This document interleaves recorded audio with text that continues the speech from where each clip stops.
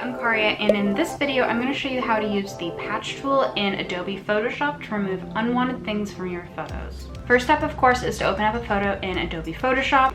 Then you want to duplicate the background. This way you're doing non-destructive editing and you can preserve details from the original photo without having to undo everything that you're doing in the actual edit. Next, I'm going to select the patch tool over on the toolbar here. It might be underneath the spot healing brush tool, the healing brush tool, depending on what you've used before.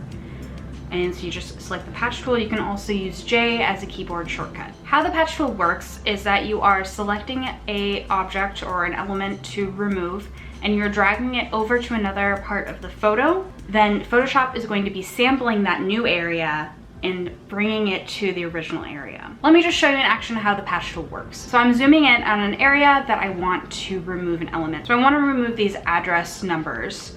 So I have the patch tool and I'm just going to click and draw a circle around the numbers, and then I'm gonna meet it back up. And there you go, you have the marching ants around that area. You can see now there's like a little arrow next to the patch. I'm gonna click and drag it down to a similar area. So it has like similar textures and everything in this area here. And I'm gonna release, and then automatically Photoshop just populates that area with the new area. And it follows the textures and the colors and the lighting pretty well. It's a pretty impressive tool. So then I deselect, and there you go.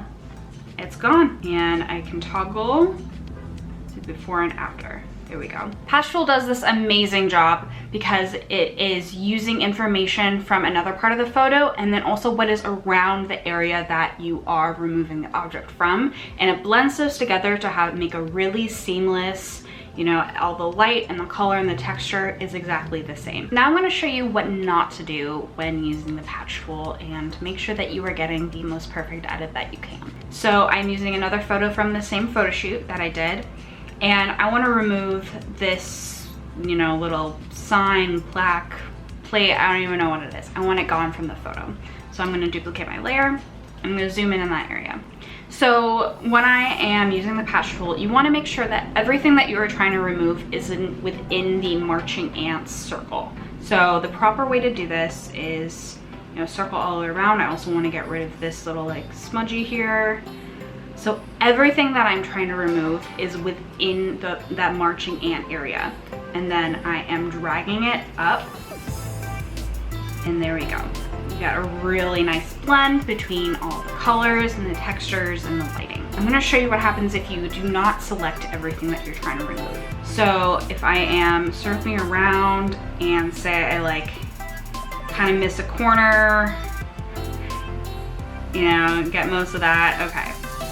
When I drag it up to sample,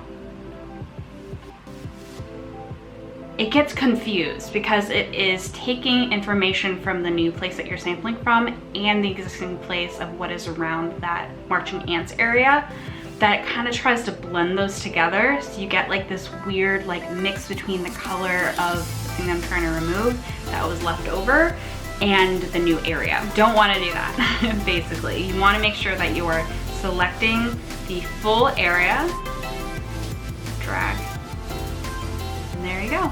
And I use the patch tool a lot in my editing work.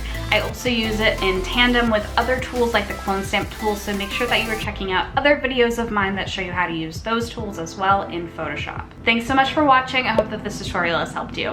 Bye!